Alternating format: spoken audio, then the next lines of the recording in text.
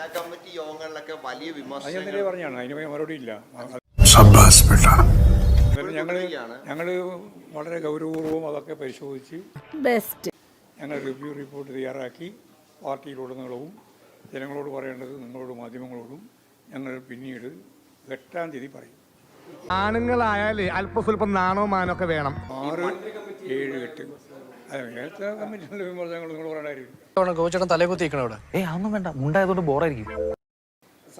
ഞാൻ ഇന്ന് നിങ്ങളോട് സംസാരിക്കാൻ ഉദ്ദേശിച്ചിരുന്നത് ലൈഫ് പദ്ധതി കേരളത്തിൽ അവസാനിപ്പിക്കാൻ വേണ്ടി ഇന്നലെ രാവിലെ വാർത്താ മാധ്യമങ്ങളിലൂടെ ഗവൺമെൻറ്റിൻ്റെ ഭാഗമായിട്ട് മന്ത്രി പ്രഖ്യാപിക്കേണ്ടത്. നമ്മൾ എന്ത് ചെയ്യും? 5,364,000 പേർക്ക് ഇതിനകം തന്നെ ലൈഫ് പദ്ധതിയുടെ ഭാഗമായിട്ട് വീട് നൽകിയതാണ്.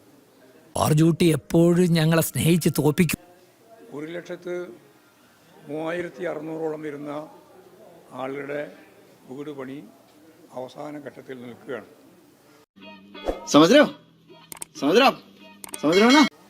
ഇനിയും ലക്ഷക്കണക്കിന് ആളുകൾക്ക് വീട് നൽകേണ്ടിയിട്ടുണ്ട്. അങ്ങനെയുള്ളൊരു സാഹചര്യത്തിൽ ആ പദ്ധതി അവസാനിപ്പിക്കുക എന്നത് ജനങ്ങളോട് ചെയ്യുന്ന അങ്ങേയറ്റത്തെ ക്രൂരതയാണ്, പ്രത്യേകിച്ച് പാവപ്പെട്ട വീടില്ലാത്ത ആളുകളോട്. പഴയ പണിയൊന്നും വീണ്ടും തുടങ്ങിയിട്ടില്ലല്ലോ? ഇല്ല സർ, ഞാനിപ്പോൾ ഒരു പുതിയ മനുഷ്യനാണ്. 100% സൽസ്വഭാവം.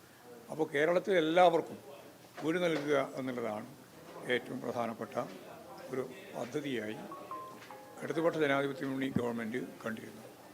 നടക്കണ കാര്യം വല്ല പറടാ.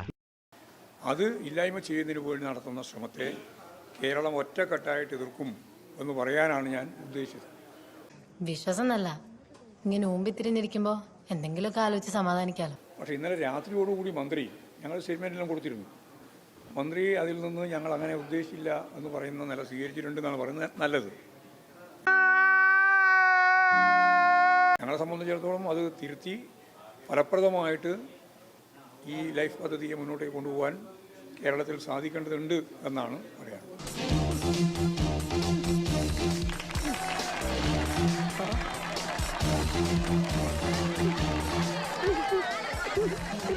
ഈ പല കേസുകളും പുനരന്വേഷണം വരികയാണ്. കാപ്പി സ്ക്രീൻഷോട്ട്, ഗൺമാന്മാരുടെ ആക്രമണം, ഈ വിഷയങ്ങളൊക്കെ നമുക്ക് പിന്നെ കാണാം. Okay, all the best. ഞാൻ പോകുന്നു. Bye bye.